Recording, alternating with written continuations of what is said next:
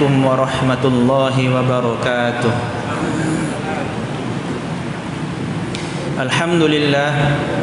الحمد لله فتاح العليم الذي خلق الإنسان في أحسن تقويم، وأشهد أن لا إله إلا الله الواحد الحكيم، وأشهد أن محمدا عبده ورسوله الرؤوف الرحيم. اللهم فصل وسلم وبارك على سيدنا محمد الكريم المنزل عليه وإنك لعلى خلق عظيم، وعلى آله وأصحابه الذين أتوا ربهم بقلب سليم. أما بعد. Yang saya muliakan para alim ulama, para pengurus Masjid Jami, orang-orang tua kami yang kami muliakan, kami banggakan,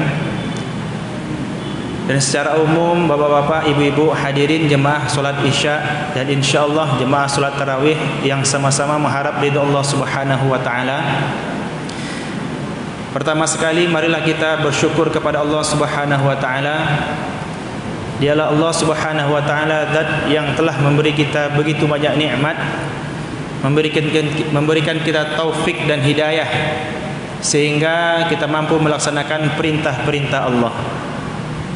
Bersalawat kepada baginda Rasulullah sallallahu alaihi wasallam dengan mengucapkan Allahumma shalli ala Muhammad wa ala ali Muhammad. Kita berharap mudah-mudahan dapat mengikuti jejak langkah beliau, mengamalkan seluruh sunnah beliau, dan nanti di padang mahsyar mendapatkan syafaat dari beliau. Amin amin ya rabbal alamin. Hadirin yang sama-sama mengharap ridha Allah Subhanahu wa taala,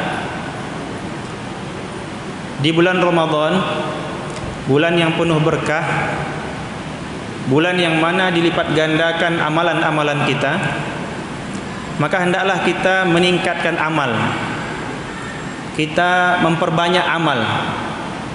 Hadirin mulakan Allah Subhanahu wa taala, di antara amalan-amalan yang terbagus atau yang sangat dianjurkan diperbanyak di bulan Ramadan, di antaranya yaitu adalah membaca Al-Quran. Hadirin mulakan Allah Subhanahu wa taala, kita dengar imam kita ketika sholat Jumat membacakan surat Al-Baqarah ayat 185.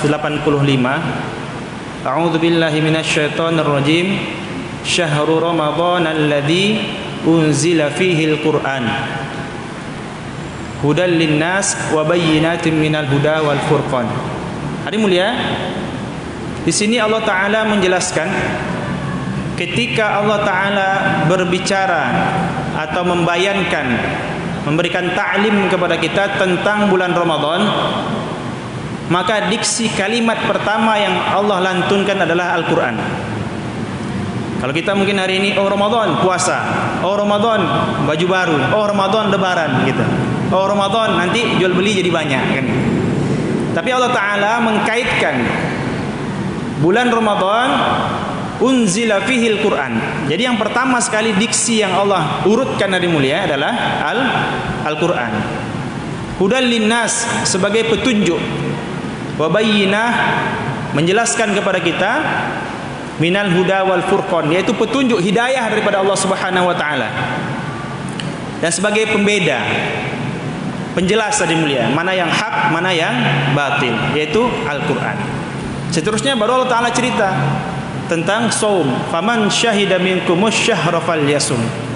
Maka kalau kita menyaksikan datangnya bulan Ramadan tadi, atau kita hidup di tengah-tengah bulan Ramadan, maka kita diwajibkan berpuasa. Maka hadirin Allah Subhanahu wa taala, sangat erat sekali hubungannya Al-Quran dengan Ramadan. Allah Subhanahu wa taala menurunkan Al-Quran keseluruhannya dari Lauhul Mahfuz ke langit pertama itu di bulan Ramadan. Tepatnya dari malam Lailatul Qadar. Tanggalnya wallahu alam bisawab. Banyak perdebatan ulama.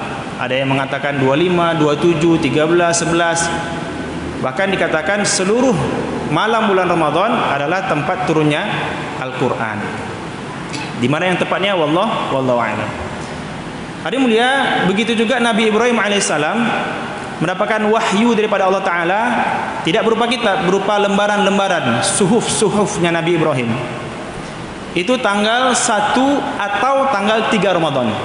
Sebagian ulama mengatakan tanggal 1, sebagian lagi mengatakan tanggal 3. Begitu juga Nabiullah alaihissalam Daud. Apa kitabnya Nabi Daud, Pak? Nabi Daud kitabnya Zabur. Nabi Daud mendapatkan kitab Zabur, menerima kitab Zabur itu di tanggal 18 atau 12 Ramadan. Begitu juga halnya dengan Nabi Musa alaihissalam, menerima kitab Taurat itu di tanggal 6 Ramadan. Dan yang terakhir Nabi Isa alaihissalam menerima Injil itu di tanggal 12 atau 13 Ramadan. Maka hari mulia sangat erat sekali hubungannya Ramadan ini dengan kitab suci, terkhusus Al-Quranul Karim. Hari mulia bahkan di bulan Ramadan, Malaikat Jibril alaihissalam datang kepada Nabi. Riwayat pertama mengatakan membacakan sekhatam Quran, seluruhnya Al-Quran dibacakan sempurna kepada Rasulullah Sallallahu Alaihi Wasallam.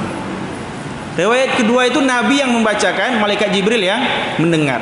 Tapi ulama sepakat tadi mulia saling tasmi', membaca dan mendengar. Jadi ini bagian daripada sunnah di bulan Ramadan, kita mengkhatamkan Al-Quran dengan ditasmi'. Mungkin ada di sebagian masjid-masjid, apalagi waktu sebelum pandemi, kita bisa lama berkumpul di masjid. Orang itu ada murojaah atau murattal Al-Quran atau tadarus. Ada yang membaca, ada yang mendengarkan. Itu bagian daripada sunnah Nabi Sallallahu Alaihi Wasallam. Hari mulai Allah Subhanahu Wa Taala, maka hendaknya kita buat target, Pak. Kita buat target minimal sekali 1 kali khatam Al-Quran. Nah, kalau ibu-ibu ini lebih singkat waktunya, sebab biasa kalau perempuan itu ada tamunya. Paling cepat tamunya perempuan itu 1 hari 1 malam, umumnya 1 minggu, paling lama 15 hari. Kalau kita ambil yang paling lamanya saja, berarti 15 hari. Perempuan itu paling lama tamunya datang itu 15 hari. Berarti tersisa 15 hari lagi untuk membaca Al-Quran. Artinya apa mulia? Mesti dikhatamkan 2 juz satu hari. Tapi kalau bapak-bapak tidak ada halangan, ya Pak ya. Bapak tidak ada halangan. Tapi kadang-kadang ada juga bapak ini berhalangan dia. Pak, ayo Pak, sholat tarawih nggak bisa, Pak, ada halangan deh. Nah, tapi halangan menurut apa ini tidak paham kita. Apakah menurut fikih atau menurut yang lain-lain? Maka dimulia, kalau kita baca Al-Quran 1 juz sekali duduk, kalau orang biasa itu mudah. Ustadz-ustadz kita yang biasa mengajar Al-Quran atau saudara-saudara kita yang udah biasa terlatih membaca Al-Quran, itu biasanya kalau murattal 30 menit insya Allah selesai. Kalau santai sekali mendayu-dayu itu 45 menit selesai itu. Tapi kalau yang agak terbata-bata membaca Al-Quran, masih mengeja-ngeja, ini mungkin panjang, bisa 1 jam 2 jam. Kalau di sekaligus itu 1 juz bisa mabuk, Ustaz. Nah, mabuk apa? Ngantuk ya, capek, lelah. Maka bagusnya apa dimulia? Boleh kita cicil, Pak. Kita sholat berapa kali satu hari? 5 kali yang wajib pada mulia. Nah, ini Al-Quran, ini Rasul Usmani di mulia, cetakan Madinah. Umumnya di Indonesia itu yang beredar seperti ini. Walaupun ada cetakan-cetakan lain itu membuat 16 lembar, 18 baris 16 lembar. Tapi yang umum beredar, yang mudah dipelajari dan yang banyak dipakai para santri-santri, itu yang seperti ini. Itu dia dimulakan Allah Ta'ala 20 halaman. 1 juznya 20 halaman, 15 baris, dan di pojoknya diakhiri dengan ayat. Ada juga Al-Quran itu dia tak habis dia di pojok tadi mulia, ya kan? Maka dibuat di bawahnya tulisan kecil tuh. Boleh juga dibaca, bagus juga. Cuma lebih bagus yang seperti ini, lebih memudahkan kita membuat tanda-tanda baca. Maka kita targetkan setiap sholat itu 2 lembar saja. 2 lembar tidak lama, Pak. Mungkin 5-10 menit itu udah paling lama. 10 menit paling lama. Jadi kalau kita menyisihkan waktu 10, ini hanya trik-trik mengkhatamkan Al-Quran.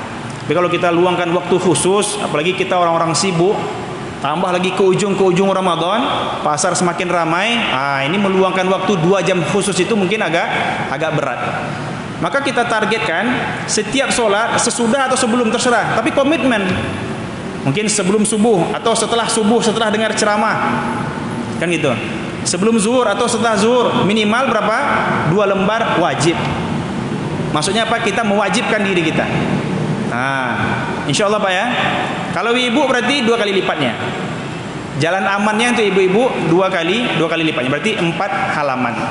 4 halaman itu mulia hampir setengah juz kalau di Al-Quran ini. Hadirin Allah Subhanahu wa taala, kita pasang target. Adapun kalau kita mau baca Al-Quran, mau waktu yang lama, itu paling bagus hadirin mulia, paling bagus otak masih fresh itu setelah sholat subuh.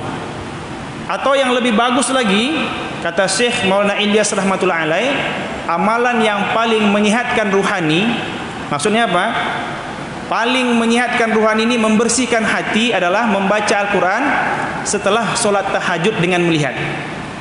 Mungkin kita imsaknya subuhnya jam 5, ya kan? Serine bunyi jam 5 kurang sedikit. Biasanya kita sahurnya itu jam setengah 5. Maka bangun kita jam setengah 4, tahajud dulu mungkin 8 rakaat, witir sudah diwakilkan ketika tarawih 8 rakaat. Setelah itu baca Al-Quran setengah jam, 45 menit. Nah inilah waktu yang paling bagus membaca Al-Quran, fresh. Tapi kalau udah siang Pak, biasanya udah agak berat tuh, badan capek, tambah lejo bali langang kan, itu dia belok-belok huruf Al-Qurannya. Maka hadirin Allah Subhanahu wa taala, dalam kitab Bukhari yang mulia, Imam Bukhari menjelaskan bab saum, bab puasa ini itu dilipat gandakan itu sampai 10 kali lipat. Walaupun ada pendapat yang mengatakan sampai 70 kali, sampai berapa terserah Allah Ta'ala. Tapi di Imam Bukhari mengatakan sampai 10 kali lipat. Dan di Imam Tirmidzi Allah Ta'ala menjelaskan, man qara'a harfan min kitabillah falahu bihi hasanah wal hasanatu bi asyri amsalihha. La aqulu alif lam min harfun walakin alifun harfun wa lamun harfun wa mimun harfun. Maka dimulia, satu huruf yang kita baca itu mendapatkan satu hasanah kebaikan yang dilipat gandakan 10 kali lipat.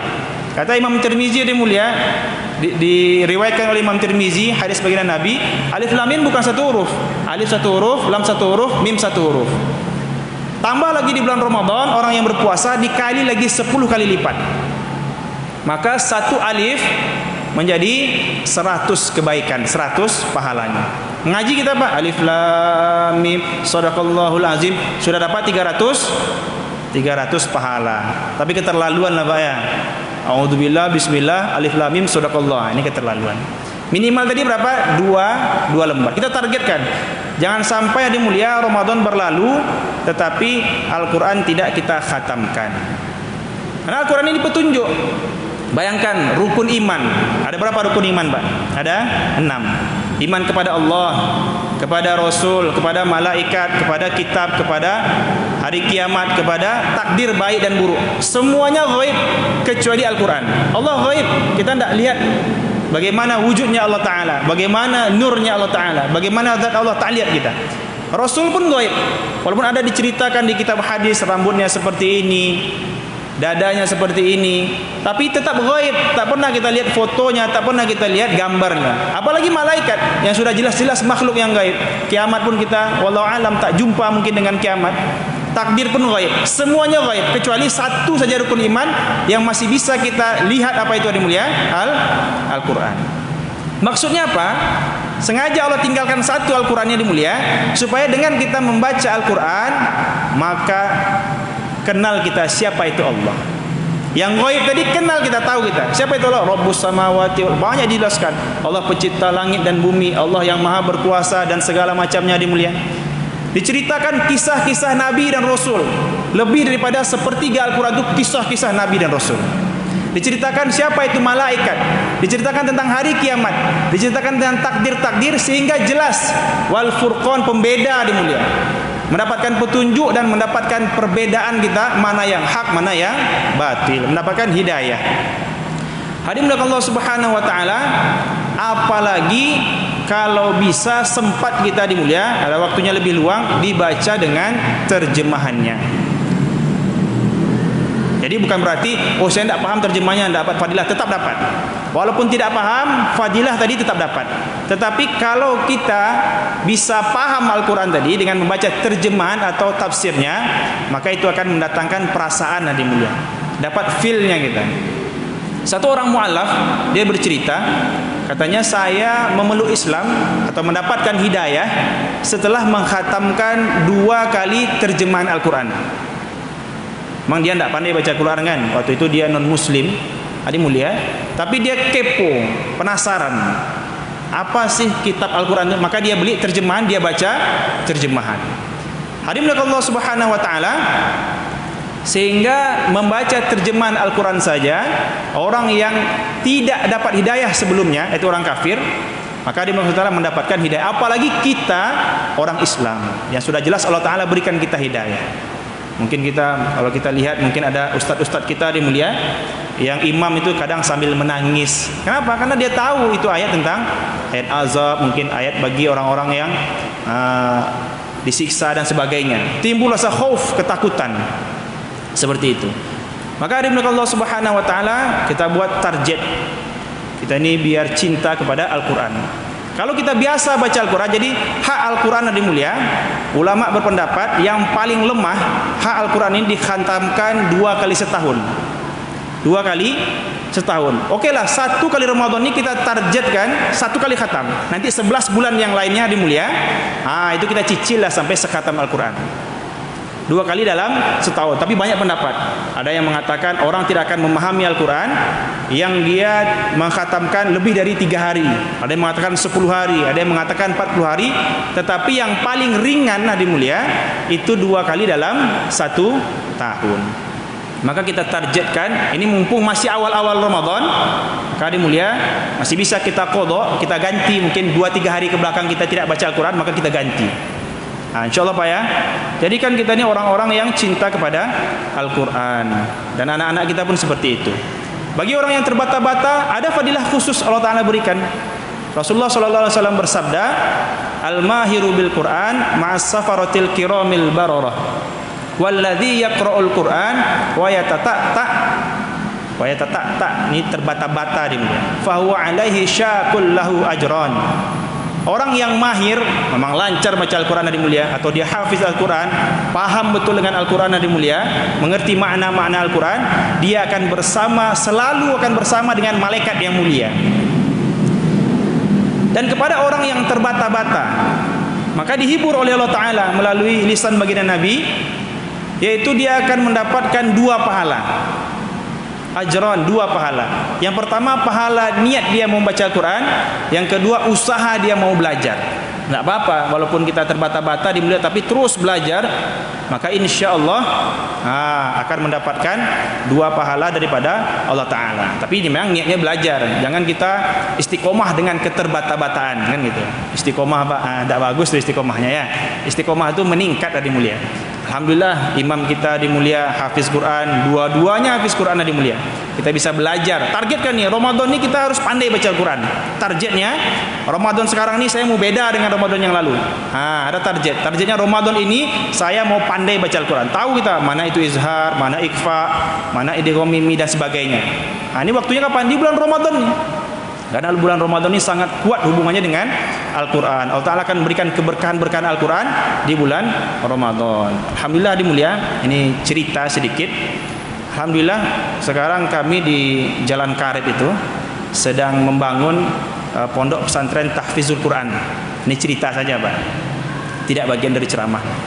Jadi Alhamdulillah sudah siap itu pagar dan pondasinya ya. Kita mau hadirin mulia supaya anak-anak kita khususnya di Kota Duri ini banyak yang menjadi hafiz-hafiz Al-Quran.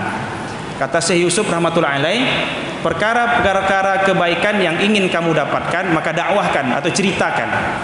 Ya, Bapak kalau misalnya mau naik haji, mau umroh, mau berkurban tahun ini, maka step pertama yang paling mudah itu ceritakan, minta doa kepada orang-orang. Pak, insya Allah saya tahun ini mau berkurban, doakan Pak ya. Nggak tahu kita dari 100 orang yang kita dakwahkan, kita ceritakan, satu mungkin kalau bahasa Minangnya mangkuih doanya Pak. Apa tuh? Makbul doanya. Ya kan? insya Allah diijabah oleh Allah Ta'ala. Kami pernah berdoa di mulia pas di Multazam depan Ka'bah, 3 doa kami, maka doa yang terakhir yang ketiga itu supaya bisa membuka pesantren tahfiz Al-Quran. Maka konsepnya akan kita buat, insya Allah targetnya Pak, kita ceritakan ini bukan mau minta apa-apa, tidak, minta didoakan. Tadi mulia, targetnya insya Allah yang pertama kita akan gratiskan yang namanya pendaftaran, gratiskan yang kedua uang pembangunan, dan yang ketiga kita mau gratiskan uang pendidikan.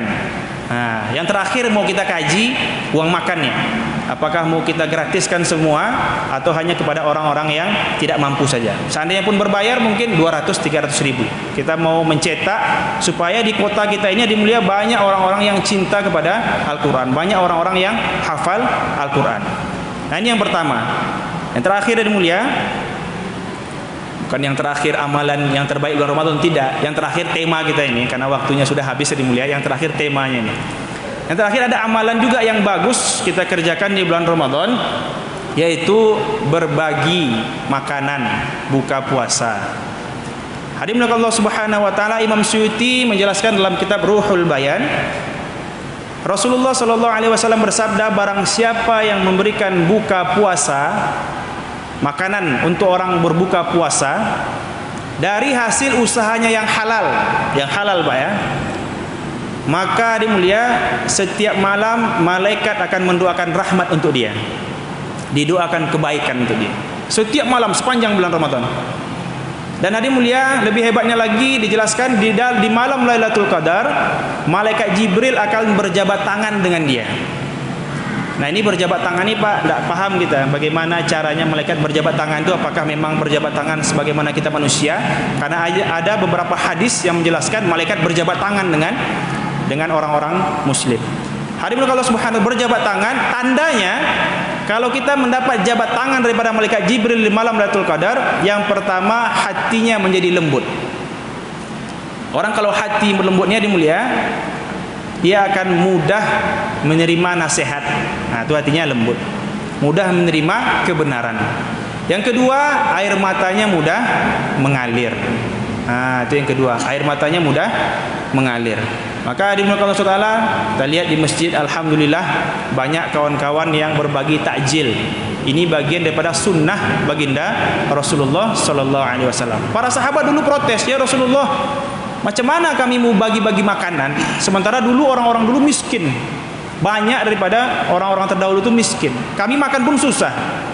Kata Nabi, tidak harus sampai kenyang, mungkin kamu bisa bagikan bukaan saja, sekedar melepaskan dahaga, sekedar melepaskan membatalkan puasanya saja. Kita sudah kaji dimulia oleh guru kita di sini kemarin, adab-adab tentang Ramadan. Yang terbaik apa? Berbuka puasa dengan kurma yang basah. Yang tidak mampu kita belikan dia ayam panggang, mungkin kita berikan kurma yang basah. Itu yang paling sunnah. Yang kedua apa dimulia? Dengan tamar atau kurma biasa. Tak ada Pak Ustaz, di rumah tak ada kurma, udah cari putar-putar tak ada kurma. Kurma Pariaman boleh juga Pak. Kurma Pariaman banyak di bawah. Ya, apa itu? Salah lawak.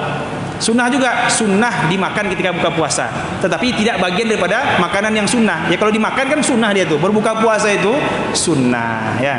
Hadirin Allah Subhanahu wa taala, kalau bisa banyak kita bagikan, hadirin mulia, itu lebih bagus lagi. Maka dimulakan Allah Subhanahu wa taala, di mana belinya? Belilah di bawah-bawah nih. Ya, saudara-saudara kita, orang-orang tua kita, tetangga-tetangga kita jualan di bawah ini, beli. Kita beli agak 5 bungkus, diantarkan ke masjid agak 3 bungkus, ada 2 bungkus. Dibeli 10 bungkus, diantarkan kepada tetangganya 2 bungkus. Karena apalagi sekarang pandemi ini dimulia, banyak mungkin saudara-saudara kita yang tidak sama rezekinya dengan kita. Apalagi dilarang mudik kan. Di orang-orang travel, orang-orang bus nggak dapat penghasilan, maka kita bantu. Inilah bulannya dimulia, saling berbagi. Insyaallah dimulia, itu saja mungkin kita dapat sampaikan. Daripada Ramadan ini kita targetkan minimal 1 kali sekhatam Al-Quran. Lebih bagus lagi kalau bisa kita baca terjemahannya, lebih bagus lagi dengan tafsirnya.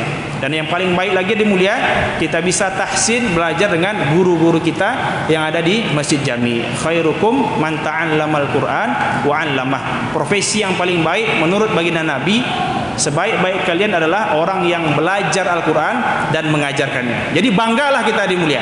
Kalau kita udah tua ini masih belajar Quran, berbangga hatilah kita. Kalau anak kita belajar Al-Quran, bangga kita. Bagaimana orang tua bangga anaknya kuliah di universitas tinggi, maka kita mesti lebih bangga lagi kalau anak kita mau belajar Al-Quran. Dan juga bangga kita di mulia kalau kita itu punya profesi mengajar Al-Quran. Bangga kita. Di mana kerajo Pak? Ambo kerajo Chevron, bangga.